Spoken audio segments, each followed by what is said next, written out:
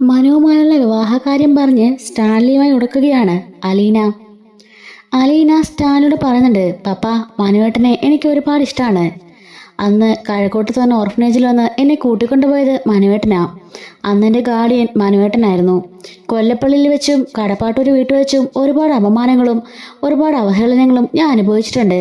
അന്നെല്ലാം എനിക്ക് താങ്ങായും തണലായും ഒന്നും പ്രതീക്ഷിക്കാതെ ഓടി വന്നത് മനുവേട്ടനാ. ഞാനെങ്കിൽ ഞാൻ കസിനാണെന്നോ ഒന്നും മനുവേട്ടന് അറിഞ്ഞിരുന്നില്ല. പക്ഷെ എന്നെ മനുവേട്ടന് ഒരുപാട് ഇഷ്ടമായിരുന്നു. അത് പപ്പ ഉദ്ദേശിക്കുന്ന പോലെ ഇഷ്ടവുമായിരുന്നില്ല. ഒരു ആളോടുള്ള ഒരു സ്നേഹം, ആരോരുമില്ലാത്ത ഒരു പെൺകുട്ടിയോടുള്ള ഒരു കെയറിങ്, അത്രയും ഉണ്ടായിരുന്നുള്ളൂ. ഓരോ നിമിഷവും കൊല്ലപ്പള്ളി വീട്ടിൽ ഞാൻ അവഹേളിക്കപ്പെടുമ്പോൾ നായക്ക് വെച്ച ഭക്ഷണം പോലും എന്നെ കൊണ്ട് അവർ തീറ്റിക്കാൻ ശ്രമിച്ചു. ആ സമയത്തൊക്കെ ധൈര്യത്തോട് വന്ന് എനിക്ക് വേണ്ടി വാദിച്ച ആളാ. എനിക്ക് എല്ലാ സുഖസൗകര്യങ്ങളും ഒരുക്കി തന്ന ആളാ. അതുപോലെ കടപ്പാട്ടൂർ വീട്ടിൽ വന്നപ്പോൾ പോലും സ്ഥിതികൾ മോശമായിരുന്നു. അവിടെയും അമ്മയും അതുപോലെ പലരും എന്നെ ഒരുപാട് ക്രൂരമായി ഉപദ്രവിക്കാൻ ശ്രമിക്കുമ്പോഴും അന്നല്ല എന്നെ ചേർത്ത് പിടിച്ചത് അച്ഛനും പിന്നെ മനുവേട്ടനുമാണ്. എല്ലാ ഘട്ടത്തിലും മനുവേട്ടൻ എൻ്റെ കൈ പിടിച്ച് എൻ്റെ കൂടെ തന്നെ ഉണ്ടായിരുന്നു. അയാളെ ഉപേക്ഷിക്കാൻ എനിക്കൊരിക്കലും ആവില്ല. കഴിഞ്ഞ ഒരു വർഷമായിട്ട് മനുവേട്ടന് എന്നെ ഇഷ്ടമാണ്. പല സമയത്തും മനുവേട്ടന് എന്നോട് തുറന്നു പറഞ്ഞു. ഞാനും വാക്ക് കൊടുത്തിട്ടുണ്ട്, എന്നാലും മനുവേട്ടനെ ഞാൻ വിവാഹം കഴിക്കുന്നുണ്ടെങ്കിൽ അത് മനുവേട്ടനെ ആയിരിക്കുമെന്ന്. അതിലിനിയൊരു മാറ്റമില്ല പപ്പ എന്ന് പറയുമ്പോൾ, അപ്പോൾ നീ എന്നെ അപമാനിക്കാനാണോ ശ്രമം? ഇതിലിപ്പോൾ അപമാനിക്കാൻ എന്തിരിക്കുന്നു? അല്ല, ഞാൻ പറഞ്ഞല്ലോ നിന്നോട് എനിക്ക് ഈ ബന്ധത്തിന് താല്പര്യമില്ലെന്ന്. എന്നിട്ടും എന്നെ അനുസരിക്കാൻ നിനക്ക് ഭാവമില്ലേ? പപ്പ, പണ്ട് ഇതുപോലെ ആയിരുന്നല്ലോ. അമ്മയും പപ്പയും തമ്മിൽ സ്നേഹിച്ചതിന് ശേഷം വീട്ടുകാർ ഇടപെട്ട് അത് മുടക്കിയിട്ട് ഇത്രയൊക്കെ പ്രശ്നങ്ങൾ ഉണ്ടായില്ലേ? അതുകൊണ്ടല്ലേ ഞാനും ഇങ്ങനെയൊക്കെ ആവേണ്ടി വന്നത്. എന്നിട്ട് ഇപ്പോഴും പപ്പയ്ക്ക് അതിനെപ്പറ്റി മനസ്സിലായില്ലേ? സ്നേഹിക്കുന്നവർ തമ്മിൽ ഒരുമിക്കണ്ടേ പപ്പ എന്ന് ചോദിക്കാണ്. വേണ്ട, അത് വേണ്ട. ഈ പ്രണയമൊക്കെ വെറുതെയാ. അതൊക്കെ നമുക്ക് വെറുതെ തോന്നില്ല. ആ ചോർത്തലപ്പിൻ്റെ ഒരു തോന്നൽ മാത്രം. മുമ്പോട്ടുള്ള ജീവിതത്തെപ്പറ്റി നമ്മളാരും ചിന്തിക്കുന്നില്ല. അതിനെപ്പറ്റിയാണ് നമുക്ക് ചിന്തിക്കേണ്ടത്. നീ എപ്പോഴും എല്ലാവരെയും കൈയഴിഞ്ഞ് സഹായിക്കുന്നവളാ. എല്ലാവർക്കും എല്ലാം കൊടുക്കണമെന്ന് വിചാരിക്കുന്നവളാ. നിന്നിൽ എന്ത് കിട്ടിയാലും നീ അത് പാവങ്ങൾക്ക് കൊണ്ടേ കൊടുക്കും. അതിനുള്ള ആസ്തി വരുമാനമൊന്നും ആ മനുഷ്യൻകാരനില്ല. അത് മാത്രമല്ല, ഇത്രയൊക്കെ ദ്രോഹം എന്നോട് ചെയ്ത ആ കൊല്ലപ്പള്ളി വീട്ടിലേക്ക് നിന്നെ പറഞ്ഞയക്കാനോ ഒരിക്കലുമില്ല എന്ന് സ്റ്റാൻലി പറയുന്നുണ്ട്. എന്നെ കൊല്ലാൻ നോക്കിയവരാണ് അവർ. വണ്ടിയിടിച്ച് എന്നെ കൊല്ലാൻ നോക്കി. നിന്നെ പ്രസവത്തിന് മരിച്ചെന്ന് പറഞ്ഞു. അത്രയ്ക്കും ക്രൂര മനസ്സുള്ളതാണ് ആ ശിവശങ്കര മേനോനും അതുപോലെ ആ ഗംഗാധര മേനോനും. അവർ അച്ഛനുമെല്ലാം അതേ ചോറ് തന്നെയല്ലേ ആ മനുഷ്യങ്കരനും. അവനും അതേ സ്വഭാവം തന്നെ ആയിരിക്കും. നിന്നെയും അവൻ അതുപോലെ ഉപദ്രവിക്കും. ഇപ്പൊ കാണുന്ന ചിരി സ്നേഹമൊന്നും നീ വിശ്വസിക്കേണ്ട എന്ന് പറയുമ്പം, ഇല്ല പപ്പ, മനുവേട്ടൻ അങ്ങനെ ഒരാളല്ല. മനുവേട്ടനെ പപ്പ വിശ്വസിക്കേ. പണ്ടുള്ള ആളുകളല്ലേ ഇങ്ങനെയൊക്കെ? അല്ല, ഇപ്പോഴും ഉണ്ട്. ചിരിച്ചു കാണിക്കും. സ്നേഹിച്ചുകൊണ്ടിരിക്കുമ്പം പലവിധത്തിലുള്ള ചക്രവാക്കുകളും പറയും. എല്ലാം അവസാന നിമിഷം ഒരു തീനാളം പോലെ അങ്ങ് പോയി പോകും. നമ്മുടെ ജീവിതമാണ് പോകാൻ പോണത്. കൈയച്ച് സഹായിക്കാൻ അവൻ്റെ കയ്യിലെ പൈസയുണ്ടോ? വെറും തുച്ഛമായ ശമ്പളത്തിന് ജോലിയൊന്നിനല്ല അവൻ എന്നെ തീറ്റിപ്പോറ്റാൻ അവനെക്കൊണ്ട് പറ്റില്ല. പപ്പ, ഓരോ സ്ഥലത്ത് ചെല്ലുമ്പോഴും അവർ വരുമാനത്തോടെ ജീവിക്കാൻ എനിക്ക് പറ്റും. മനുവേട്ടൻ്റെ വരുമാനം എന്താണോ അതനുസരിച്ച് ജീവിക്കാൻ എനിക്ക് പറ്റും പപ്പ എന്ന് പറയുമ്പം, ഇല്ല മോളെ, ഞാൻ പറഞ്ഞ നീ മനസ്സിലാക്ക്. എന്തൊക്കെ പറഞ്ഞാലും കൊല്ലപ്പള്ളിയിലേക്ക് നിന്നെ ഒരിക്കലും ഞാൻ പറഞ്ഞയക്കില്ല. കാരണം അത്രയൊക്കെ അവരെന്നെ ദ്രോഹിച്ചിട്ടുണ്ട്. മോളിങ്ങനെ അനാഥമായിട്ട് കഴിയാൻ കാരണക്കാരും അവർ തന്നെയല്ലേ. അതുപോലെ നിന്റെ അമ്മയും അവരെന്തുമാത്രം ഉപദ്രവിച്ചു. നീ ഒന്ന് ഓർത്തു നോക്കി. വൈജയനെ എന്തുമാത്രം അവരൊരു ഭ്രാന്തിയെ പോലെ ട്രീറ്റ് ചെയ്തില്ലേ? അവിടെ കൊണ്ട് പ്രസവിപ്പിച്ച് ആ കുഞ്ഞിനെ പോലൊന്ന് കാണിച്ചില്ല. മരിച്ചുപോയെന്ന് കള്ളം പറഞ്ഞു. എന്നിട്ട് ഒരു ഹൗസ് അറസ്റ്റ് അല്ലായിരുന്നോ അവൾക്ക് എന്ന് ചോദിക്കാണ്. അത് പിന്നെ വല്യച്ഛനൊക്കെ ഇപ്പൊ മരിച്ചു പോയില്ലേ? മുത്തശ്ശനായിരുന്നല്ലോ എല്ലാത്തിനും ആണിക്കല്ലേ. അതിപ്പോ പോയില്ലേ? തന്നലെയല്ലേ മക്കൾ. ശിവശങ്കരനും ഗംഗാധരനും അവര് ഒരിക്കലും വിശ്വസിക്കരുത്. അവന്മാരും പഠിച്ച കള്ളന്മാരാ. അവന്മാരുടെ ചെയ്തികളൊക്കെ മോൾക്കറിയാലോ. മോള് തന്നെ പറ. മോളെ കടത്തിക്കൊണ്ട് പോയമാരല്ലേ അവന്മാർ. എന്നിട്ട് അവിടുന്ന് മോളെ വിൽക്കാൻ ശ്രമിച്ചില്ലേ എന്ന് ചോദിക്കാണ്. അതിനൊന്നും അലീനയ്ക്ക് ഉത്തരം ഉണ്ടായിരുന്നില്ല. അത് പിന്നെ പെങ്ങളുടെ ജീവിതം സുരക്ഷിതമാക്കാൻ നോക്കുന്നു. അവന്മാരെ ഒരിക്കലും മോളെ വിശ്വസിക്കരുത്. അത്രയ്ക്കും ക്രൂരന്മാരാ. അവൻ്റെ മകനെന്ന് പറഞ്ഞാൽ അതിലപ്പുറവും. നീ തന്നെയൊന്ന് ഓർത്തു നോക്ക്. അവൻ്റെ ഒരു മോനല്ലേ ജയിലിൽ കിടക്കുന്ന ഹരിശങ്കർ. അവനെന്താ കാണിച്ചേ? ഒരു പാവം പിടിച്ച പെങ്കൊച്ചിനെ സ്നേഹം നടിച്ച് വിശ്വസിപ്പിച്ച് അവളെ കൂട്ടിക്കൊണ്ടുപോയി കൂട്ടുകാർക്ക് കാഴ്ച വെച്ചില്ലേ? ആ പെണ്ണിൻ്റെ ജീവൻ നശിപ്പിച്ചില്ലേ? അവൻ്റെ അനിയനല്ലേ അത്. അതുകൊണ്ട് അവനും അതേ സ്വഭാവമായിരിക്കും. മനുഷ്യങ്കറിനെ എനിക്കിഷ്ടമില്ല. അവനുമായിട്ടുള്ളതിൻ്റെ വിവാഹം ഞാൻ ഒരിക്കലും നടത്തില്ല. ഞാൻ ജീവനോടുള്ളപ്പോൾ എന്ന് പറയുന്നുണ്ട്.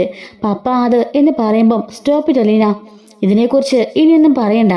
പണ്ട് നീ അങ്ങനെയായിരുന്നു ഇങ്ങനെയായിരുന്നു, ശരിയാ, നീ അനാഥയായിരുന്നു. പക്ഷെ ഇപ്പോഴങ്ങനല്ല. റിട്ടയർഡ് കേണൽ സ്റ്റാൻലി ജോസഫിന്റെ മകളാ നീ, എൻ്റെ രാജകുമാരി, ഈ കുളത്തുപുഴ രാജകുമാരി എന്ന് പറയുന്നുണ്ട്. എനിക്ക് രാജകുമാരി പട്ടവോ ഒന്നും വേണ്ട. മനുവേട്ടന് ഞാൻ വാക്ക് കൊടുത്ത എന്നെ സ്നേഹിക്കാൻ നല്ല മനസ്സുള്ള ആളാ. എന്നെ ഒരുപാട് ഇഷ്ടമാണ്. എനിക്കും അതുപോലെ മനുവേട്ടനെ ഒരുപാട് ഇഷ്ടമാണ് പപ്പ. അതുകൊണ്ട് ഈ ബന്ധത്തിന് പപ്പ സമ്മതിക്കണം. ഇല്ല, ഒരിക്കലും ഇല്ല, ഞാൻ സമ്മതിക്കില്ല. ഇനി അതിനെക്കുറിച്ച് ഇവിടെ ഒരു സംസാരം വേണ്ട. ഞാൻ പറഞ്ഞല്ലോ, നിന്നെ കാണാനുള്ള ചെറുക്കനും കൂട്ടനും നാളെ ഇങ്ങെത്തും. അവരുടെ മുമ്പിൽ നല്ല സുന്ദരിയായി അണിഞ്ഞൊരുങ്ങണം. അതിനുവേണ്ടി ഞാനൊരു ബ്യൂട്ടീഷ്യനെ ഏർപ്പാടാക്കിയിട്ടുണ്ട്. പിന്നെ എന്തെങ്കിലും പുതിയ ഡ്രസ്സ് വാങ്ങണമെങ്കിൽ ഇന്ന് തന്നെ പർച്ചേസിന് പോകാം. എനിക്കിന്ന് വേണ്ട എന്നും പറഞ്ഞുകൊണ്ട് അലീന മുറിയിൽ കയറി കഥകടയ്ക്കാണ്. ദേഷ്യപ്പെട്ട് സ്റ്റാലിയും കയറിപ്പോകുന്നുണ്ട്. അവിടെ പോയിരുന്ന സ്റ്റാലി വീണ്ടും മദ്യപിക്കുകയാണ്. മനുഷ്യങ്കർ, അവന്മാരെ ഒരിക്കലും ഞാൻ ഈ പരിസരത്തോട് അടുപ്പിക്കില്ല. എന്നെയും വൈദ്യനെയും അകറ്റി എൻ്റെ മകളെ ഇത്രയും കൊല്ലം അനാഥാലയത്തിൽ വളർത്താൻ കാരണക്കാരായവരവർ. അവരിങ്ങനെ ഒരിക്കലും വെറുതെ വിടില്ല. ശിവശങ്കരനും ഗംഗാധരനും അവരാണ്. അതുപോലെ തന്നെ അച്ഛനും, അതായത് ശിവൻ്റെയൊക്കെ അച്ഛനെയാണ് കേട്ടോ, അങ്ങേരും. ഒരിക്കലും അവരെ ഞാൻ മറക്കില്ല.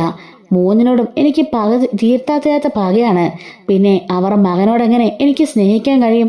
എൻ്റെ മകളെ ഒരിക്കലും ഞാൻ അവന് കൊടുക്കില്ല എന്നൊക്കെ പറഞ്ഞുകൊണ്ട് വീണ്ടും വീണ്ടും മദ്യപിച്ചുകൊണ്ടിരിക്കുകയാണ്. ഈ സമയം നമ്മുടെ അപ്പച്ചൻ അങ്ങോട്ടേക്ക് വരുന്നുണ്ട് കേട്ടോ. അവധക്കുട്ടിച്ചായൻ അങ്ങോട്ടേക്ക് വന്ന വണ്ടിയിൽ നിന്ന് ഇറങ്ങുകയാണ്. അപ്പോഴേക്കും ആൻ്റപ്പനെ അങ്ങോട്ടേക്ക് വരുന്നുണ്ട്. എവിടെടാ കേണല്? ഇവിടെ ഇല്ലേടാ. ഉണ്ട്, ഭാഗത്തുണ്ട്. അപ്പോഴേക്കും അകത്തേക്ക് അവധക്കുട്ടി കയറി ചെല്ലുന്നുണ്ട്. അവിടെയെങ്ങും അലീനയെ കാണുന്നില്ല. നേരെ സ്റ്റാലിൻ്റെ മുറിലേക്ക് ചെല്ലുമ്പം സ്റ്റാലിൽ മദ്യപിച്ചുകൊണ്ടിരിക്കുകയാണ്. എനിക്ക് കയറി വരാമോടാ? കയറി വാ അപ്പച്ച. കാറിൻ്റെ സൗണ്ട് കേട്ടിരുന്നു. അപ്പച്ചനെന്ന് മനസ്സിലായി. പിന്നെ എന്താടാ നീ അങ്ങോട്ടേക്ക് ഇറങ്ങി വരാഞ്ഞത്? വയ്യ, ഞാനിവിടെ അങ്ങ് ഇരുന്നു പോയി.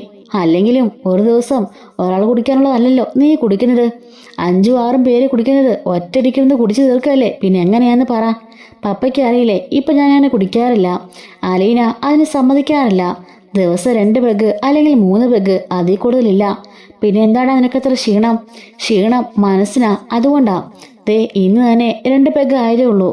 എന്തായാലും ഇന്ന് 4 പെഗ് കൂടെ കൂടുതൽ ഞാൻ കഴിക്കും എന്ന് പറയുമ്പോൾ എന്താടാ നിനക്കിത്ര വിഷമിക്കാൻ കാരണം? അപ്പച്ച, ഞാൻ പറഞ്ഞില്ലേ കാഞ്ഞിരപ്പള്ളി നാളെ ഒരു കൂട്ടർ വരുമെന്ന് അലീന മോളെ കാണാൻ. അതേടാ, അതുകൊണ്ടല്ലേ ഞാൻ നേരത്തെ ഇങ്ങ് എത്തിയത്. എൻ്റെ മോക്ക് സപ്പോർട്ടായിട്ട് ഞാൻ വേണമല്ലോ.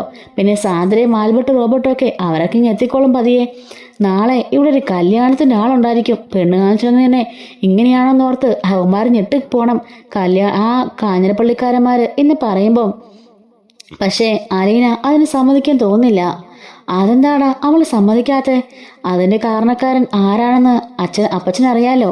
ആ മനുഷ്യങ്ങൾ, അവനാ അവളുടെ മനസ്സിൽ.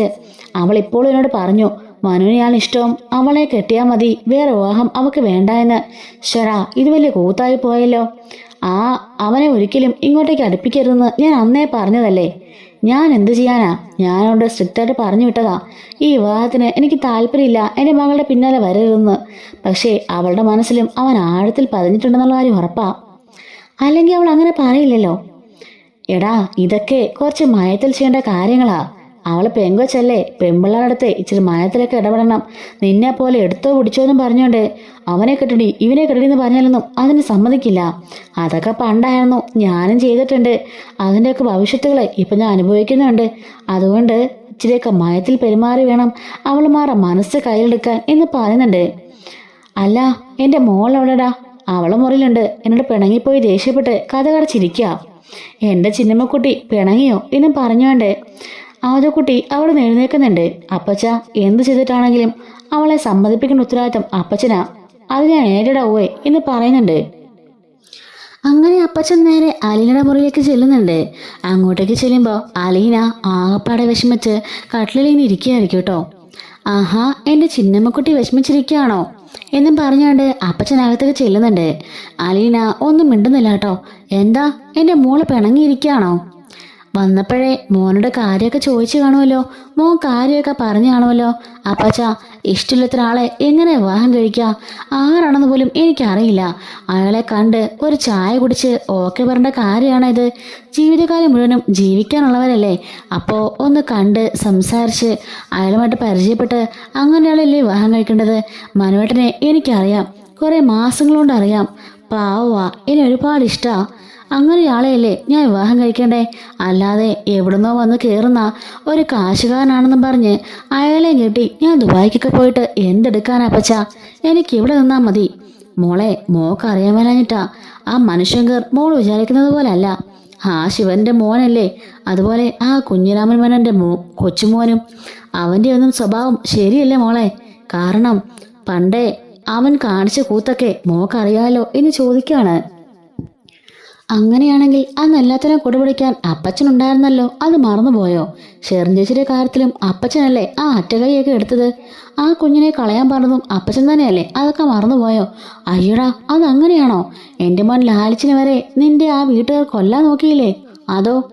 അപ്പച്ച, അതിനെക്കുറിച്ചൊന്നും എന്നെ ഓർപ്പിക്കരുത് കേട്ടോ, ഞാൻ പറഞ്ഞേക്കാം എന്ന് പറയുമ്പോഴേക്കും അവധക്കുട്ടി പറയാണ്, മോളെ അവൻ പറഞ്ഞതങ്ങ് കേക്ക്. ഇല്ലേ അവൻ്റെ സ്വഭാവം മോക്കറിയാലോ. എൻ്റെ സ്വഭാവം കേരളം നന്നായിട്ട് അറിയാലോ. മോളെ സമ്മതിച്ചു, ശരി. പക്ഷേ ഞാൻ പറഞ്ഞല്ലോ, ഈ മനുഷ്യങ്കറിന്റെ സ്വഭാവത്തിന്റെ കാര്യം ഓർത്തിട്ടാ നിന്റെ അച്ഛൻ ഇങ്ങനെയൊക്കെ പറയുന്നേ. എൻ്റെ അപ്പച്ച, ഞാൻ പറഞ്ഞല്ലോ, മനുവേട്ടൻ പാവവാ. അവർ അച്ഛനും അപ്പൂപ്പനൊക്കെ അങ്ങനെ ആയിരുന്നു കരുതി മനുവേട്ടനെ എന്തിനാ പറയുന്നേ? മനുവേട്ടന്റെ സ്വഭാവം എനിക്ക് നന്നായിട്ട് അറിയാം. ഞാൻ കുറെ കാലം കൊണ്ട് ആളെ കാണുന്നതല്ലേ. എന്നെ എന്തുമാത്രം സഹായിച്ചിട്ടുണ്ടെന്നറിയോ? ഒരാളെ സഹായിച്ചു എന്ന് കരുതി അയാളെ തന്നെ വിവാഹം കഴിക്കണമെന്നുണ്ടോ?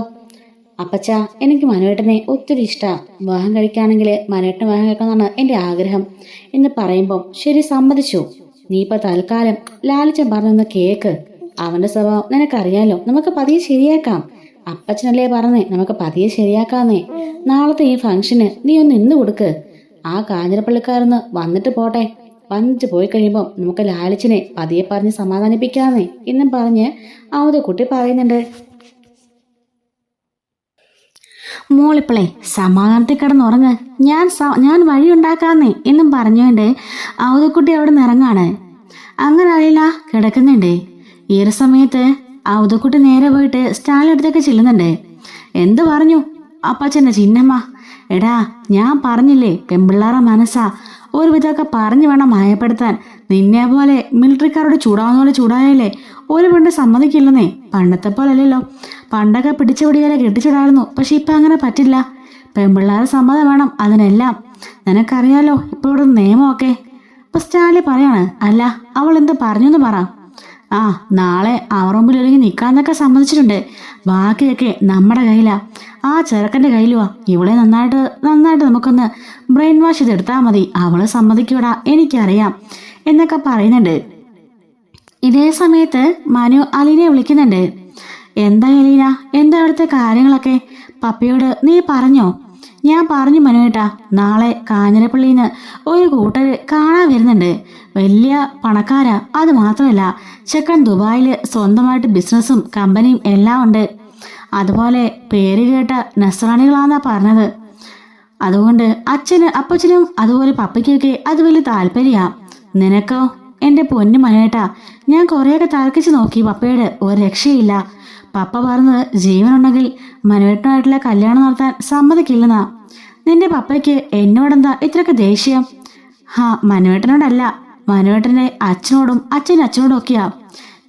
ശിവനങ്ങളും ഗംഗാധരങ്ങളും വല്യപ്പച്ചനൊക്കെ ചേർന്നിട്ടാണല്ലോ അന്ന് ഇവരെ കേസ് മുടക്കിയതും അതുപോലെ പപ്പയെ കൊല്ലാൻ നോക്കിയതും എന്നെ ഉപേക്ഷിച്ചതൊക്കെ. ആ ഒരു ദേഷ്യമാ. അതുപോലെ തന്നെ ഹരിയുടെ കേസും. ഇതൊക്കെ കൊണ്ട് ആ കുടുംബത്തിന്റെ കാര്യം അച്ഛൻ പറയണേ. പിന്നെ മനുവേട്ടനും ആ സ്വഭാവമായിരിക്കും എന്നൊക്കെ പറഞ്ഞ് എന്നോട് കുറേയൊക്കെ പറഞ്ഞു. എന്നിട്ട് നീ എന്താ പറഞ്ഞു? എനിക്കറിയാലോ എൻ്റെ മനുവേട്ടനെന്നാ ഞാൻ പറഞ്ഞത്. മനുവേട്ടൻ ഒരിക്കലും അങ്ങനത്തെ ഒരാളല്ല, എനിക്ക് മനുവേട്ടനെ അറിയാമെന്ന് ഞാൻ പറഞ്ഞിട്ടുണ്ട്. എന്നിട്ട് നിന്റെ പപ്പ എന്താ പറഞ്ഞേ? പപ്പയായിട്ട് ഞാൻ പിണങ്ങി കയറി കഥ അടച്ചു. അപ്പോഴേക്കും വല്യപ്പച്ചൻ വന്നു.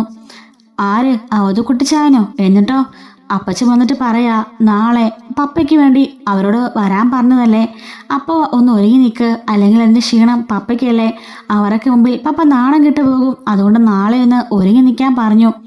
അപ്പോൾ എന്താ നിന്റെ തീരുമാനം? നാളെ എന്തായാലും അപ്പച്ചൻ പറഞ്ഞല്ലേ, ഞാനൊന്ന് ഒരുങ്ങി നിൽക്കാം, അല്ലെങ്കിൽ അത് പപ്പയ്ക്കൊരു ക്ഷീണമാവില്ലേ മനുവേട്ടാ, അതുകൊണ്ട് മാത്രം എന്ന് പറയുമ്പോൾ അതുകൊണ്ട് മാത്രമാണോ? അതേ മനുവേട്ടാ, മനുവേട്ടന് എന്നെ വിശ്വാസമില്ലേ? വിശ്വാസമൊക്കെ ഉണ്ട്, പക്ഷേ ഉള്ളിൽ ഒരു പേടിയാ. നിന്റെ പപ്പ നിന്നെക്കൊണ്ട് സത്യം ചെയ്യിപ്പിച്ചാലോ? എന്നെ ഒരിക്കലും കാണരുത്, അല്ലെങ്കിൽ പപ്പ നിന്നെ ബ്രെയിൻ വാഷ് ചെയ്യും, എനിക്ക് ഉറപ്പാ.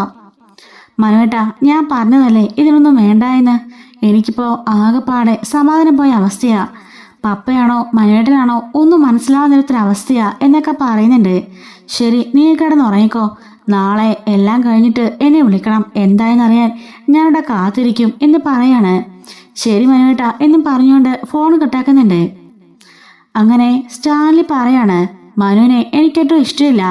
ഞാൻ പറഞ്ഞല്ലോ, ആ ശിവന്റെയും ഗംഗാധരൻ്റെയൊക്കെ മകനല്ലേ അവൻ, അവനും അതേ സ്വഭാവമായിരിക്കും.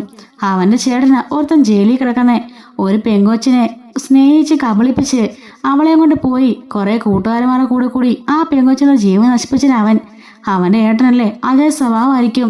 മുത്തശ്ശനും മക്കളും കൊച്ചുമക്കളും ഒക്കെ ഇങ്ങനെ ആകുമ്പോൾ പിന്നെ അവൻ മാത്രം എങ്ങനെ നല്ല സ്വഭാവക്കാരനായിരിക്കുക എന്ന് ചോദിക്കുന്നുണ്ട്. എടാ അതൊക്കെ ശരിയാടാ, എനിക്കും അതിനോട് തുള്ളി പോലെ യോജിപ്പില്ല ആ ബന്ധത്തോട്.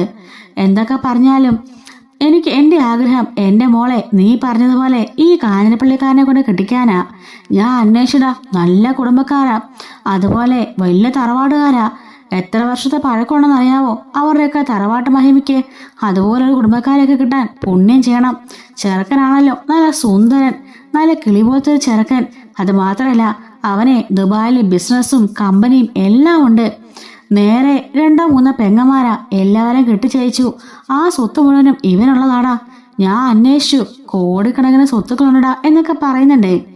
നമ്മുടെ മകൾക്ക് കൊടുക്കാനുള്ളതെല്ലാം കൊടുത്തയച്ച് കെട്ടിച്ചാലേ നമ്മുടെ മോള് രാജകുമാരിയെ പോലെ അവിടെ പോയി ജീവിക്കും എന്ന് പറയാണ്. അതൊക്കെ പറഞ്ഞിട്ട് അവളുടെ തലമുണ്ടക്കകത്ത് കേറുന്നില്ലല്ലോ അപ്പച്ച. ഞാൻ കുറെ പറഞ്ഞതാ, എവിടെ കേൾക്കാനാ? അവക്കപ്പോഴും ആ മനുഷ്യങ്കരം മതി. ആ മനുഷ്യങ്കരം കെട്ടിപ്പിടിച്ചോണ്ട് അവൾ ഇരിക്കുക എന്ന് പറയുന്നുണ്ട്. എടാ പെൺപിള്ളാരല്ലേടാ, അവരിങ്ങനെ വീണ്ടും വിചാരൊന്നും കാണത്തില്ല. ഭാവി എന്താകുമെന്നോ ഒന്നും ചിന്തിക്കില്ല. ഇപ്പോഴത്തെ സ്നേഹം അത് മാത്രമേ അവർ നോക്കുള്ളൂ. അവന്റെ ചിരിയിലും അവന്റെ പഞ്ചാര വർത്താനത്തിലും അവൾ വീണുപോയി കാണൂടാ. സ്നേഹിക്കാനും സ്നേഹിക്കപ്പെടാനൊന്നും അവൾക്കാരും ഇല്ലായിരുന്നല്ലോ. ആ സമയത്തല്ലേ ഇവനൊക്കെ കൂടി അവിടെ പോയി അവളെ കൊണ്ടുവന്നത്. അവന്റെ ആ ഒരു സ്നേഹത്തിലും ആ സാമീപ്യത്തിലും അവൾ വീണുപോയി കാണും. അന്നവളെ നോക്കാൻ അവനല്ലേ ഉണ്ടായിരുന്നുള്ളൂ. അതിലായിരിക്കും അവൾ വീണുപോയത്. അതിന് നന്ദിയും കടപ്പാടുക അവളെ കാണിക്കുന്നത്, അല്ലാതെ പ്രേമവും കോപ്പമൊന്നും ആണെന്ന് എനിക്ക് തോന്നുന്നില്ല എന്ന് അപ്പച്ചൻ പറയുന്നുണ്ട്. അങ്ങനെ പിറ്റേ ദിവസം രാവിലെ ആവുകയാണ്. അങ്ങനെ പിറ്റേ ദിവസം രാവിലെ ആയിട്ടോ. രാവിലെ അലീന ഉറക്കം എഴുന്നേറ്റ് വന്ന് നോക്കുമ്പോഴേക്കും വീടിൻ്റെ ഉമ്മറത്ത് പന്തലുള്ള പണിക്കാരൊക്കെ എത്തിക്കഴിഞ്ഞു. പന്തലൊക്കെ ഇട്ടുകൊണ്ടിരിക്കുകയാണ്. അതുപോലെ വീടിനകത്ത് കുറേ പേരൊക്കെ വന്നും കഴിഞ്ഞിട്ടുണ്ട്. താഴത്തൊരു താമസിച്ചോ എന്ന് പറഞ്ഞ് ക്ലോക്കിലേക്ക് നോക്കുമ്പോൾ സമയം 8 മണി ആയിട്ടുണ്ട്. കിടന്നുറങ്ങിക്കോട്ടെ എന്ന് പറഞ്ഞ് സ്റ്റാലിയും വിളിക്കാതിരുന്നതാണ്. അങ്ങനെ പുറത്തേക്ക് ഇറങ്ങുമ്പോൾ ആൽവിച്ചായനും റോബിച്ചായനും അവരുടെ ഭാര്യമാരും എല്ലാവരും എത്തിയിട്ടുണ്ട്. അതുവരെ പുനലൂരിൽ നിന്ന് കുറേ പേരൊക്കെ എത്തിയിട്ടുണ്ട് കേട്ടോ. എല്ലാവരും വളരെ ആഘോഷമായിട്ട് കിച്ചണിലൊക്കെ ഉണ്ട്. അതുപോലെ കിച്ചണിലെ പരിപാടിക്കൊക്കെ ആയിട്ട് പൗലോസേട്ടനോട് സഹായത്തിനായിട്ട് 2 പേരും ഉണ്ട്. എല്ലാവരും കുട്ടികളൊക്കെ അങ്ങിങ്ങായിട്ട് ഓടി നടക്കുകയാണ്. എല്ലാവരും ഓരോ ജോലിയില്ല. പുറത്തേക്ക് ഇറങ്ങുമ്പോൾ അലീനയ്ക്ക് ആകെപ്പാടെ ഒരു ക്ഷീണം പോലെ തോന്നുന്നു.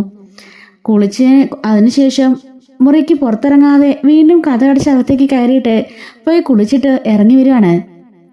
അപ്പോഴേക്ക് സ്റ്റാലി വരുന്നുണ്ട്. മോൾ എഴുന്നേറ്റോ? Good morning. ഞാൻ വന്ന് നോക്കിയിരുന്നു, മോള് നല്ല ഉറക്കമായിരുന്നു, അതുകൊണ്ട് ഉറങ്ങട്ടെ എന്ന് കരുതി. എന്തായാലും അവരെത്തുമ്പോൾ ഉച്ചയാവില്ലേ, നമ്മുടെ ആളുകളൊക്കെ എത്തി തുടങ്ങി എന്ന് പറയുന്നുണ്ട്. എന്നും പറഞ്ഞ് സ്റ്റാലി പറയാണ്, ബ്യൂട്ടീഷ്യൻ ഇപ്പോൾ തന്നെ എത്തും, അതിനു മുമ്പേ ആഹാരം കഴിക്ക് എന്നും പറഞ്ഞുകൊണ്ട് സ്റ്റാലി പോവാണ്. സ്റ്റാലിയുടെ മുഖത്ത് ഇതുവരെ ഇല്ലാത്ത വളരെ സന്തോഷം കാണുന്നുണ്ട് അലീന.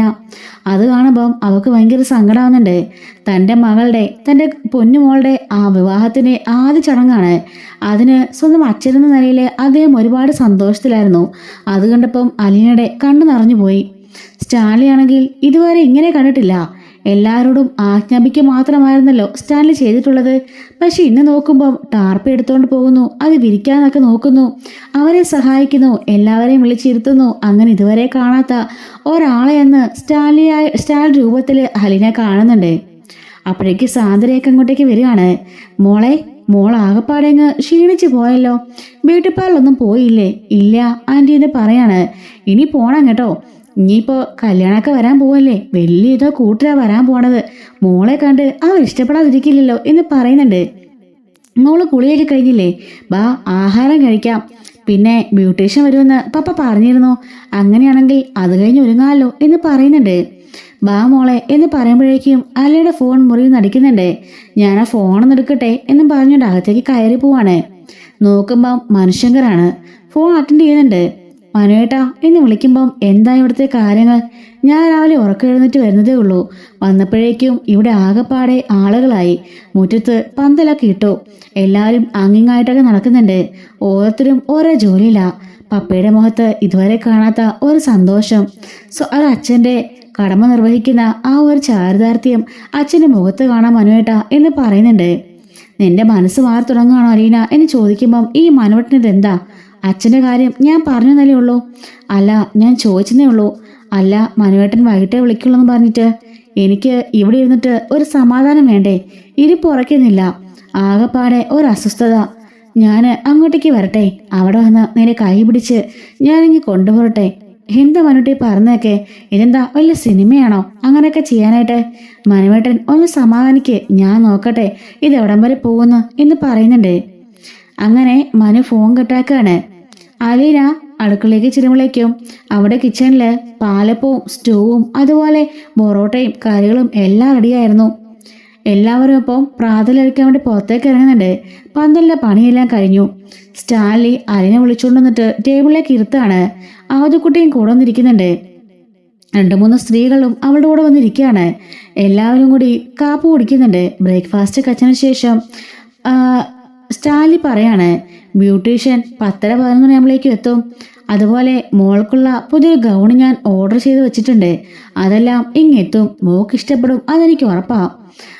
എന്നിട്ട് മോളൊരു കല്യാണ പെണ്ണിനെ പോലെ ഒരുങ്ങി നിൽക്കണം കേട്ടോ എന്ന് പറയുമ്പോൾ എന്തിനാ പപ്പ ഇതെല്ലാം? അതൊക്കെ വേണം, വലിയ കൂട്ടരാ വരാൻ പോണത് എന്ന് പറയുന്നുണ്ട്.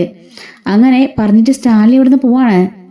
അപ്പോഴേക്കും അവധക്കുട്ടി മുമ്പിലിരുന്ന സ്ത്രീകളോടും അവിടെയുള്ളവരൊക്കെ ആയിട്ട് പറയാണ്, ലാലിച്ചനെ ഇത്ര സന്തോഷവാനായിട്ട് നമ്മൾ എന്ന് കണ്ടതല്ലേ? ഇതുവരെ അവനെ ഇങ്ങനെ കണ്ടിട്ട് കൂടി ഇല്ലെന്നാ എൻ്റെ ഓർമ്മ. ചിന്നമ്മ മരിച്ചതിന് ശേഷം അവൻ്റെ മുഖത്തൊരു പുഞ്ചിരി ഞാൻ കണ്ടിട്ടില്ല. ടെൽസയും ടാനിയൊക്കെ ഉണ്ടായപ്പോഴാ പിന്നെ ആ മുഖത്തൊരു സന്തോഷം ഉണ്ടായത് ഞാൻ കാണുന്നേ. വർഷം ഇപ്പോൾ എത്രയായി? ഇത് കഴിഞ്ഞപ്പോൾ ആദ്യമായിട്ടാ എൻ്റെ മോൻ്റെ മുഖത്ത് ഒരു സന്തോഷം. അവൻ്റെ മോടെ കല്യാണമല്ലേ നടക്കാൻ പോണത്, അവന് സന്തോഷിക്കാതിരിക്കുമോ എന്ന് മുമ്പിലുള്ള ഒരമ്മച്ചി പറയാണ്. അതെ അതെ, കാഞ്ഞിരപ്പള്ളിയിലെ പേരുകേട്ട തറവാട്ടുകാരാ, വലിയ വലിയ കുടുംബക്കാരാ എന്നൊക്കെ ഇരുന്ന് ചർച്ച ചെയ്യാണ്. നമ്മുടെ അലീനമ്മളുടെ ഭാഗ്യം, 23 വർഷം അവൾക്ക് അച്ഛനമ്മ ഇല്ലാതെ വളർന്നെങ്കിൽ എന്താ, ഇപ്പൊ അവൾക്ക് കിട്ടാൻ പോണത് ഒരു രാജകുമാരനെ തന്നെയല്ലേ എന്നൊക്കെ പറഞ്ഞ് പരസ്പരം ചിരിക്കുകയാണ്. അലീനയ്ക്ക് കഴിക്കുന്ന ആഹാരം പോലും തൊണ്ടയിൽ അങ്ങോട്ട് ഇറങ്ങുന്നില്ല.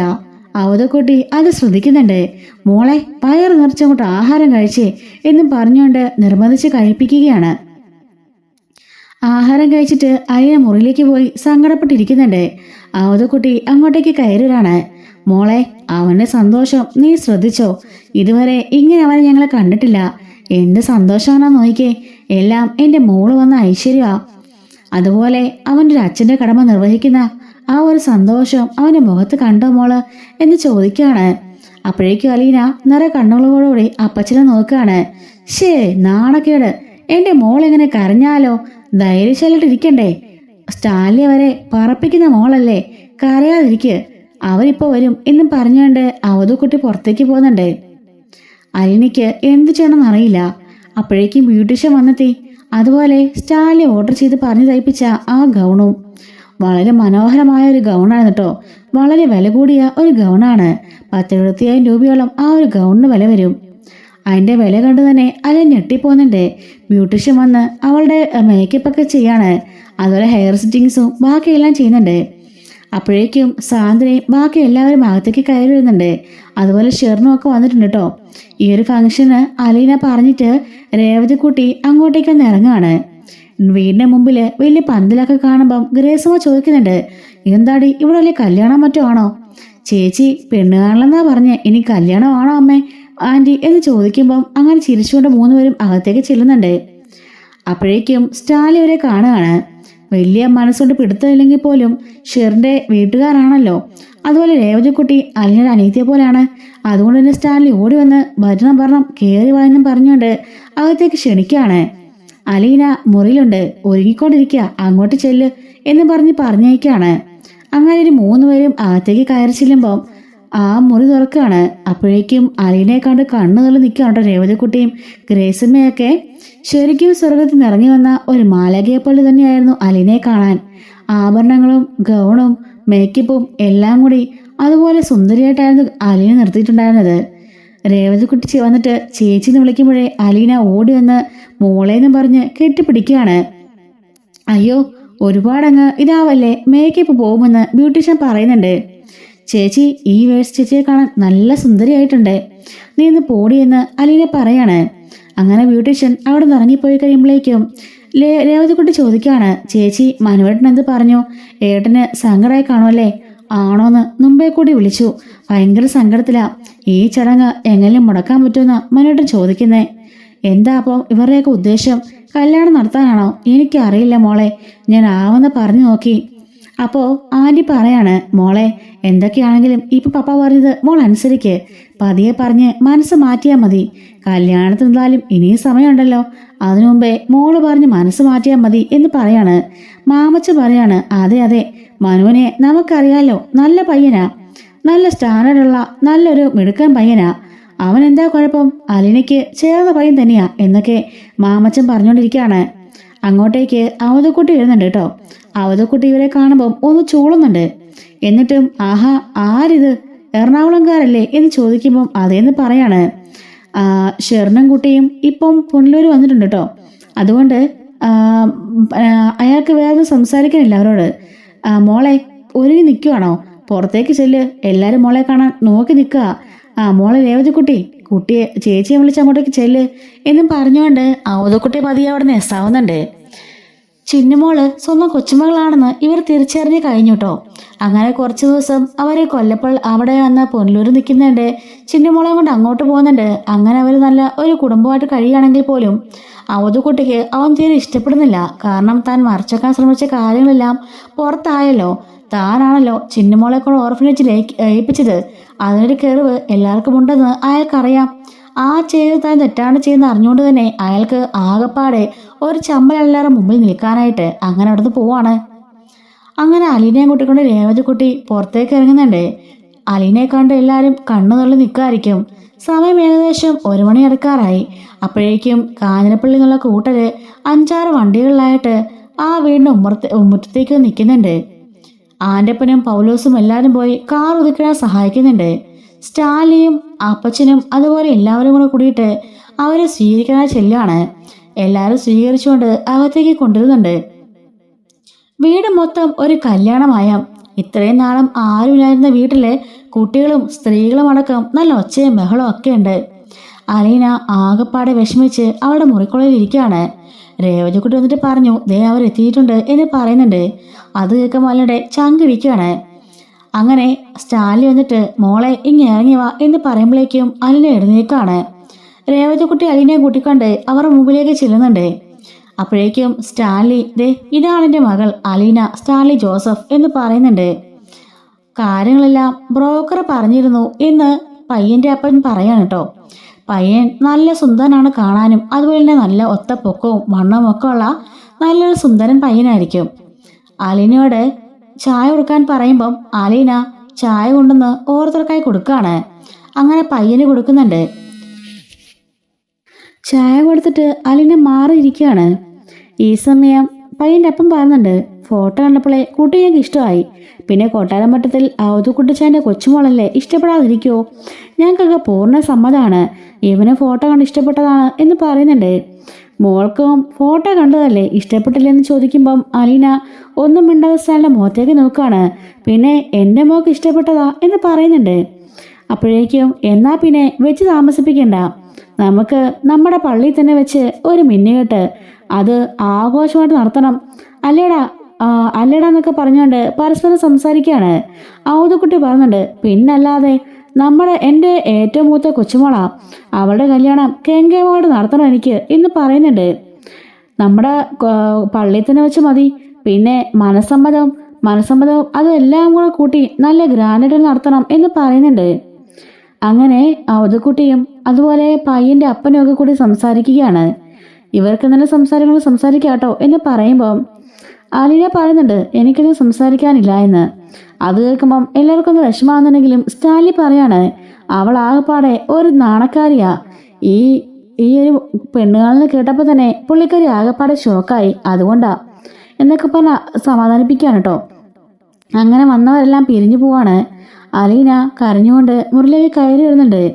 രേവതിക്കുട്ടി ചോദിക്കുന്നുണ്ട്, ചേച്ചിക്ക് മനുവേട്ടനെ മറക്കാൻ പറ്റില്ലല്ലേ? ഇത്രയ്ക്ക് ഇഷ്ടമുണ്ടെങ്കിൽ നേരത്തെ അത് ആയിക്കൂടാന്ന് ചേച്ചി എന്ന് പറയുമ്പോൾ ഇപ്പോഴാ ആ ഇഷ്ടയ്ക്ക് മനസ്സിലാവുന്നത് എന്ന് പറയുന്നുണ്ട്. ഗ്രേസമ്മയും മാമച്ചനൊക്കെ കൂടി അവളെ ആശ്വസിപ്പിക്കുന്നുണ്ട്. അങ്ങനെ ഊണൊക്കെ കഴിഞ്ഞിട്ട് അവരും പോകാൻ ഇറങ്ങുകയാണ്. അലീന വേഷമൊക്കെ മാറി വേറെ ഡ്രസ്സൊക്കെ എടുത്തിട്ട് നിൽക്കുന്നുണ്ട്. ഈ സമയത്ത് വന്നവരെല്ലാം ഓരോരുത്തരോട്ട് പോയിക്കൊണ്ടേയിരിക്കുകയാണ്. പന്തലൊക്കെ അഴിക്കുന്നുണ്ട്. സ്റ്റാലിനോട് അലീന പറയാണ്, എനിക്ക് അച്ഛനോട് സംസാരിക്കണമെന്ന് പറയുമ്പം എന്താ മോളെ എന്ന് ചോദിക്കുകയാണ്. പപ്പയോട് ഞാൻ എപ്പോഴാണ് പറഞ്ഞ് ഇഷ്ടമാണെന്ന്, ഇതിന് താല്പര്യമില്ലെന്ന് ഞാൻ പറഞ്ഞതല്ലേ, നിർബന്ധപൂർവ്വം എനിക്ക് കെട്ടിച്ചേക്കാനുള്ള പ്ലാനാണോ എന്ന് ചോദിക്കുമ്പം ഞാൻ പറഞ്ഞില്ല അലീന, മനുഷ്യൻകാരനെ നീ മറന്നു കളഞ്ഞേക്ക്, അത് നടക്കില്ല. ഈ സ്റ്റാലിൻ ജോസഫ് ജീവനോടുള്ളപ്പം അത് നടക്കില്ല എന്ന് പറയുന്നുണ്ട്. അപ്പോഴേക്കും ഔതുക്കുട്ടി എന്നിട്ട് എന്താടാ അങ്ങോട്ട് മാറിക്കടാ, നീ പുറത്തേക്ക് വെക്കേ, ഞാൻ പറയണം എൻ്റെ കൊച്ചിനോട് എന്നും പറഞ്ഞുകൊണ്ട് സ്റ്റാലിനെ പുറത്തേക്ക് വിടുന്നുണ്ട്. എന്താ മോളെ എന്ന് ചോദിക്കുമ്പം അപ്പച്ചനും ഇതിനെ കൂട്ടു നിൽക്കുക അല്ലേ, അവരോട് പോയിട്ട് ഭയങ്കര സംസാരമായിരുന്നല്ലോ. പപ്പ പറഞ്ഞു കേട്ടില്ലേ, മിന്നുകെട്ടും മനസ്സമ്മതം ഒക്കെ, അതിന് അപ്പച്ചന് സപ്പോർട്ട് നിൽക്കുകയാണോ? അപ്പച്ചൻ അപ്പോളെ പറഞ്ഞില്ലായിരുന്നോ ഇതൊന്നും വേണ്ട എന്ന്? മോളെ, അവനെ ധിക്കരിക്കാൻ എനിക്ക് പേടിയാ. നോക്കാം, നമുക്ക് സമയമൊന്നും ആയിട്ടില്ലല്ലോ, കല്യാണം കഴിഞ്ഞൊന്നും ഇല്ലല്ലോ, അതിനു മുമ്പ് നമുക്കെല്ലാം സെറ്റപ്പാക്കി എടുക്കാമെന്ന് എന്നും പറഞ്ഞുകൊണ്ട് ഔതുക്കുട്ടി പുറത്തേക്ക് ഇറങ്ങാണ്. ഔതുക്കുട്ടി എങ്ങനെയും കൺവിൻസ് ഇവളെ കൂടെ കെട്ടിക്കാനുള്ള പ്ലാനാണ് കേട്ടോ. ഇതേ സമയത്ത് മനു വിളിക്കുന്നുണ്ട്. എന്തായെന്ന് ചോദിക്കുമ്പം നടന്ന കാര്യങ്ങളെല്ലാം പറയാണ്. ആകെപ്പാടെ എനിക്ക് പേടിയാകുന്നുണ്ട്, മനസ്സിന് ഒരു സമാധാനമില്ല. ഞാൻ അങ്ങോട്ട് വരാൻ പോവാ, വന്നിട്ട് നിന്റെ കൈ പിടിച്ചിറക്കി ഞാനിങ്ങനെ കൊണ്ടുവരും.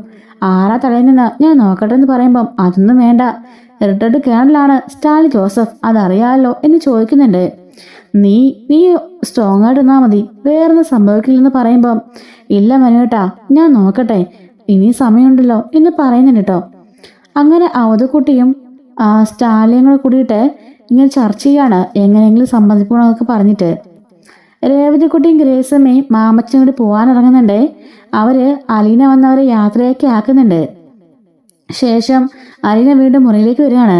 അവൾക്ക് എന്ത് ചെയ്യണമെന്ന് അറിയില്ല, എങ്ങനെ ഇവരെ പറഞ്ഞ് മനസ്സിലാക്കണമെന്നും അവൾക്ക് മനസ്സിലാവുന്നില്ല. അന്ന് അത്താഴത്തിന് വിളിച്ചിട്ട് പോലും അലീന ചെല്ലുന്നില്ല കേട്ടോ. രാത്രി ആയപ്പോഴേക്കും എല്ലാവരും അവിടുന്ന് പോയി കഴിഞ്ഞു. കൊളത്തുപുഴയിൽ വീണ്ടും ആ പഴയ ശാന്തതയായി. അലീന അകത്തേക്ക് കയറിയിട്ട് വല്ലാണ്ട് കരഞ്ഞോണ്ടിരിക്കുകയാണ്. ഈ സമയത്ത് സ്റ്റാലി വന്ന് കതകിനെ മുട്ടുന്നുണ്ട്. അലീന തുറക്കുന്നില്ല കേട്ടോ. അപ്പോഴേക്കും അവൾ പിണങ്ങിയിരിക്കുകയായിരിക്കും, കുറച്ച് കഴിയട്ടെന്ന് പറഞ്ഞുകൊണ്ട് അപ്പച്ചൻ സ്റ്റാലിയും കൂട്ടി അങ്ങ് പോവാണ്. രാത്രി ഏകദേശം 12 മണി 1 മണിയൊക്കെ ആയി. എന്നിട്ട് പോലും അല്ല പുറത്തിറങ്ങി വന്നിട്ടില്ല. സ്റ്റാലിയും അവിടെ കാത്തിരിക്കുകയായിരുന്നു. ഇതുവരെ ആഹാരം കഴിച്ചിട്ടില്ല എന്ന് പൗലോസും പറയുന്നുണ്ട്. സന്ധ്യയ്ക്കൊന്നും കഴിച്ചില്ല, ഉച്ചയ്ക്കും കഴിച്ചിട്ടില്ല, ഇപ്പൊ രാത്രിയായി എന്നയാൾ പറഞ്ഞിരുന്നു. സ്റ്റാലിനെ തോർത്തുകൊണ്ട് വീണ്ടും പോയിട്ട് കതകിനെ മുട്ടുകയാണ്. ഒരനക്കവും ഇല്ല. കുറേ നേരം വിളിച്ചു നോക്കിയിട്ടും ഒരു മൈൻഡും ഇല്ല കേട്ടോ. അപ്പോഴേക്കും ഔതുക്കുട്ടിയെ വിളിച്ചുകൊണ്ട് വന്നിട്ട് ഔതുക്കുട്ടിയും കൂടി ആ കതകിനെ മുട്ടുന്നുണ്ട്. ഔതുക്കുട്ടി കുറെ വിളിച്ചെങ്കിലും ഒരു റെസ്പോൺസും ഇല്ല. അത് കാണുമ്പം ഇവർക്ക് നല്ല പേടിയാവുന്നുണ്ട്. ആകെപ്പാടെ വിഷമത്തിലായിരുന്നല്ലോ. സ്വന്തയ്ക്ക് കരഞ്ഞോണ്ട് കയറിയ ആളാ, ഇതുവരേക്കും ഒരനക്കം പോലും ഇല്ല. അതും കണ്ട് പേടിച്ചുകൊണ്ട് സ്റ്റാലി ഡോറ് തുറക്കാൻ പറഞ്ഞുകൊണ്ട് വീണ്ടും വീണ്ടും മുട്ടിക്കൊണ്ടിരിക്കുകയാണ്. വേറെ ഒരു സ്പെയർ കീ ഉണ്ടായിരുന്നുകൊണ്ട് ആ കീ എടുത്തുകൊണ്ട് വന്നിട്ട് ആ മുറിയുടെ താക്കോൽ തുറക്കാൻ ശ്രമിക്കുന്നുണ്ടെങ്കിലും അകത്തുനിന്ന് അല്ലാത്ത ലോക്ക് ഇട്ടിട്ടുണ്ട്. ശേ, അകത്തുനിന്ന് ലോക്ക് ഇട്ടിരിക്കുകയാണല്ലോ. എടാ പൗലോസെ, അത് നീ കൊണ്ടുപോകാന്ന് പറഞ്ഞുകൊണ്ട് ഒരു പിക്കാസത്തിന് വരുന്നുണ്ട്. അതുകൊണ്ട് വാതിൽ വെട്ടിപ്പൊളിക്കാണ് സ്റ്റാലി. അങ്ങനെ നോക്കുമ്പം അലീന ബോധരഹിതയായിട്ട് തറയിൽ കിടക്കുന്നതാണ് സ്റ്റാലിയും അപ്പനും കാണുന്നത്. ആ കാഴ്ച കണ്ടവർ ഞെട്ടിപ്പോകുന്നുണ്ട്. മോളെന്ന് പറഞ്ഞുകൊണ്ട് സ്റ്റാലി വാരെടുക്കുകയാണ് അലിയാനെ. സ്റ്റാലിയും അപ്പച്ചനോട് പെട്ടെന്ന് അവളെ കോരെടുക്കുന്നുണ്ട്. വണ്ടി എടുത്തിട്ട് പെട്ടെന്ന് തന്നെ അവർ ഹോസ്പിറ്റലിലേക്ക് കൊണ്ടുപോകാൻ കേട്ടോ. അങ്ങനെ പോയതിനു ശേഷം പൗലോസ് പറയാണ്, അവക്കെ മറ്റവനോടാ പ്രേമം, ആ മനുഷ്യങ്കറിനോട്. ബൈജു പറയാണ്, അതെ അതെ, അതുകൊണ്ടാ പെണ്ണിലെ കടങ്ങുകയും ചെയ്ത് കാണോ. തറയെ ബ്ലഡൊന്നും ഇല്ല, അങ്ങനെയല്ല വേറെ എന്തെങ്കിലും ചെയ്ത് കാണുമോ ഈശ്വര എന്നൊക്കെ പറയുന്നുണ്ട്. അപ്പോഴേക്കും ആൻ്റപ്പം പറയാണ്, നിങ്ങൾക്ക് ഇതുവരെ നിർത്താറായില്ലേ? ആ കൊച്ചിനെ കൊണ്ട് ആശ്രയി പോയിരിക്കുക. അത് നല്ലത് വരുത്തണമെന്ന് പ്രാർത്ഥിക്കാൻ നോക്ക്. അപ്പോഴും കുശുമ്പും അസൂയ മാത്രമേ ഉള്ളൂ രണ്ടിൻ്റെ മനസ്സിൽ എന്നും പറഞ്ഞ് വിനോദിനെയും പൗലോസിനെയും വഴക്ക് പറയുന്നുണ്ട്. അങ്ങനെ ഹോസ്പിറ്റലിൽ കൊണ്ടുപോകുന്നുണ്ട്. ഹോസ്പിറ്റലിൽ കൊണ്ടുപോയിട്ട് അവിടെ ഡോക്ടർ ചെക്ക് ചെയ്തിട്ട് പറയുന്നുണ്ട്, വേറെ കുഴപ്പമൊന്നുമില്ല, ഡീഹൈഡ്രേഷൻ ആയിട്ടുണ്ട്, പിന്നെ ആഹാരം കഴിച്ചിട്ടില്ലല്ലേ, അതുകൊണ്ടുണ്ടായ തളർച്ച ക്ഷീണമാണ്. പിന്നെ ഒരുപാട് ടെൻഷനായിരുന്നല്ലോ, BP ഒക്കെ നല്ല ഹൈ ലെവലിലാ. എന്താ കാര്യം ചോദിക്കുമ്പം ഒന്നുമില്ല, കുട്ടീനെ പപ്പയെന്ന് വഴക്ക് പറഞ്ഞു, അതുകൊണ്ടാന്ന് തോന്നുന്നു. ഒരുപാട് ടെൻഷൻ കയറിയപ്പോൾ ആളുടെ ബോധം പോയതാ. അതിൻ്റെ കൂടെ ആഹാരം കഴിച്ചിട്ടില്ലായിരുന്നല്ലോ, അതെല്ലാം അതിൻ്റെ ഒരു കാരണമാണ്. എന്തായാലും ഇന്ന് ട്രിപ്പിട്ട് കിടക്കട്ടെ, നാളെ പോയാൽ മതിയെന്ന് ഡോക്ടർ പറയുന്നുണ്ട്. അലീന കണ്ണു തുറക്കുന്നുണ്ട്. സ്റ്റാലിയും അപ്പച്ചനും കൂടി അടുത്തേക്ക് ചെല്ലുമ്പോൾ അലീന മോഹം തിരിച്ച് കളയാണ്. എന്താ മോളെ ഇത്, രാത്രിയിൽ ഹോസ്പിറ്റൽ വരെ വരേണ്ടി വന്നു. മോൾ എന്തൊക്കെയായി കാണിക്കുന്നേ? മോളുടെ പപ്പയല്ലേ ഇത്, അപ്പച്ചനല്ലേ ഞാൻ. ഞങ്ങൾ പറഞ്ഞത് മോൾക്ക് കേട്ടൂടെ? ആഹാരം കഴിക്കാതെ കിടന്നോണ്ടല്ലേ ഇങ്ങനെയൊക്കെ. പ്രഷറും കൂടിയിരിക്കുക, ആഹാരം കഴിക്കാതെ ടെൻഷനൊക്കെ അടിച്ചുകൊണ്ട്. അപ്പോഴേക്കും അലീന പറയുന്നുണ്ട്, ഞാൻ പറഞ്ഞല്ലോ, എനിക്ക് വിവാഹം ഉണ്ടെങ്കിൽ അത് മനുവേട്ടൻ്റെ കൂടി ആയിരിക്കും, അല്ലാതെ മറ്റുള്ളവരെ കെട്ടിക്കാൻ നോക്കിയാ പിന്നെ നിങ്ങളാരും എന്നെ കാണില്ല എന്ന് അലീന പറയുമ്പോൾ സ്റ്റാലിക്ക് ദേഷ്യം വരുന്നുണ്ട്. എന്താ അലീന ഇങ്ങനെയൊക്കെ പറഞ്ഞത്? പപ്പ, ഇത്രയും കാലം എൻ്റെ മമ്മി പറഞ്ഞ് ശീലിപ്പിച്ചത് തന്നെ, ഒരാൾക്ക് വാക്കും അയാൾക്ക് ആശയം കൊടുത്തുകഴിഞ്ഞാൽ അത് മാറുമെന്ന്. ഇത്രയും കാലം മനുവേട്ടനെ ഞാൻ ഒരുപാട് സ്നേഹിച്ചതാ, ഞാൻ വാക്ക് നൽകിയതാ. ആ വാക്കിന് എനിക്ക് പിന്തിരിയാൻ പറ്റില്ല. അതുകൊണ്ട് മനുവേട്ടനെ ഞാൻ വിവാഹം കഴിക്കുകയുള്ളൂ എന്ന് പറയുന്നുണ്ട്. ദൈവം തന്ന ഈ ജീവനെടുക്കാൻ എനിക്ക് പറ്റില്ല. ആ ജീവനെടുക്കാനുള്ള അവകാശമൊന്നും എനിക്കില്ല. അതുകൊണ്ട് ഒരിക്കലും ഞാൻ അങ്ങനെ കളഞ്ഞ് ചെയ്യില്ല. പക്ഷേ എനിക്ക് മറ്റുള്ള വിവാഹം കഴിക്കാൻ സാധിക്കില്ല പപ്പ. എൻ്റെ അവസ്ഥ പപ്പ എന്ന് മനസ്സിലാക്കണം എന്ന് പറയുമ്പം നമുക്ക് ആലോചിക്കാം, അതിനെക്കുറിച്ച് ഞാനൊന്ന് ആലോചിക്കട്ടെ എന്ന് പറയുന്നുണ്ട്. സത്യമാണോ ചോദിക്കുമ്പം സത്യമാണ്, ഞാനൊന്ന് ആലോചിച്ച് നോക്കട്ടെ, അതിനുശേഷം ഞാൻ മറുപടി അറിയിക്കാം എന്നും പറഞ്ഞിട്ട് സ്റ്റാലി അങ്ങോട്ടേക്ക് പോയി ഇരിക്കുകയാണ്. ഔദുക്കുട്ടിക്ക് അത് ഇഷ്ടപ്പെടുന്നില്ല കേട്ടോ സ്റ്റാലി അങ്ങനെ പറഞ്ഞത്. എങ്കിലും മോളെ അവനങ്ങനെ പറഞ്ഞല്ലോ, നമുക്ക് നോക്കാം, മോളെ സമാധാനിക്ക് എന്നും പറഞ്ഞ് ആശ്വസിപ്പിക്കുകയാണ്. പക്ഷേ ഔദുക്കുട്ടിയുടെ മനസ്സിലും മനുവിനെ വിവാഹം കഴിക്കാൻ വേണ്ടിയിട്ട് ഔദുക്കുട്ടിക്ക് തീരെ താല്പര്യമില്ല. പക്ഷെ സ്റ്റാലിയുടെ മനസ്സിൽ ചെറിയൊരു മാറ്റമൊക്കെ ഉണ്ടായിട്ടുണ്ട്. അലീന ഇത്ര തറപ്പിച്ച് പറഞ്ഞെങ്കിൽ അവളുടെ മനസ്സിൽ അത്രമാത്രം ഇഷ്ടമുണ്ടായിരിക്കുമല്ലോ. അതുകൊണ്ട് സ്റ്റാലിക്ക് ആകെപ്പാടെ ഒരു കൺഫ്യൂഷൻ ആവാണ്. അപ്പോഴേക്കും അലീന പറയുന്നുണ്ട്, പപ്പയെ നിന്റെ അമ്മേനെ എത്രമാത്രം സ്നേഹിച്ചു എന്ന് എനിക്കറിയാം. എല്ലാവരെയും എതിർത്തുകൊണ്ട് പപ്പ ജീവിക്കാൻ തുടങ്ങിയതല്ലേ നിങ്ങൾ രണ്ടുപേരെയും ഇവരെല്ലാം കൂടിയല്ലേ പിടിച്ചു മാറ്റിയത്. അല്ലായിരുന്നെങ്കിൽ ഇപ്പോഴും നിങ്ങൾ ഒരുപാട് സ്നേഹത്തോടെ കഴിഞ്ഞേനെ. അതുപോലെ ഞങ്ങളെ സ്നേഹിക്കുക പപ്പ, ഞങ്ങളെ അന്നത്തെ പപ്പയുടെ പപ്പയെപ്പോലൊന്നും ആകരുത്. അതുപോലെ മനുവേട്ടൻ്റെ വീട്ടുകാർ ചെയ്തതുപോലെ നിങ്ങളും ചെയ്യരുത് എന്ന് പറയുന്നുണ്ട്. അതുകൊണ്ട് നഷ്ടപ്പെടാൻ പോണത് ഞങ്ങളുടെ സ്നേഹമാണ് എന്നും ആ സ്നേഹം മനസ്സിൽ ഒരു ബാധ്യതയായിട്ട് ഒരു സ്വപ്നം പോലെ കിടക്കും, ഒരു വേദനയായിട്ട്. അതുണ്ടാകാൻ സമ്മതിക്കില്ലേ പപ്പ. പപ്പ മമ്മി എത്രമാത്രം സ്നേഹിച്ചോ അതിലുപരി മനുവേട്ടൻ എന്നെ സ്നേഹിക്കുന്ന എനിക്ക് ഉറപ്പാ. ഞാൻ തിരിച്ചും നിങ്ങളുടെ പ്രണയം പോലെ തന്നെ ഞങ്ങളുടെ പ്രണയം എന്ന് പറയുന്നുണ്ട് കേട്ടോ. അങ്ങനെ പറഞ്ഞ് സ്റ്റാളുടെ വായടപ്പിക്കാണ് അലീന. പപ്പയും മമ്മിയും വന്ന് സ്നേഹിച്ചതല്ലേ, പിന്നെ താനിക്കായാലും എന്താ കുഴപ്പം എന്ന രീതിക്കാണല്ലോ ചോദിച്ചത്. അതുപോലെ തന്നെ അവർ സ്നേഹം സത്യമുള്ളതാണെങ്കിൽ ഞങ്ങളുടെ സത്യമുള്ളതാണ് എന്നും അലീന പറയുന്നുണ്ട്. അങ്ങനെ അലീനയോട് ഏറ്റുമുട്ടാൻ വയ്യാതെ ഒടുവിൽ സ്റ്റാലിൻ അതിന് സമ്മതിക്കുന്നുണ്ട്. അവധക്കുട്ടി മനസ്സില്ലാ മനസ്സോട് കൂടിയിട്ട് മനുവുമായിട്ടുള്ള വിവാഹത്തിന് സമ്മതിക്കുകയാണ്.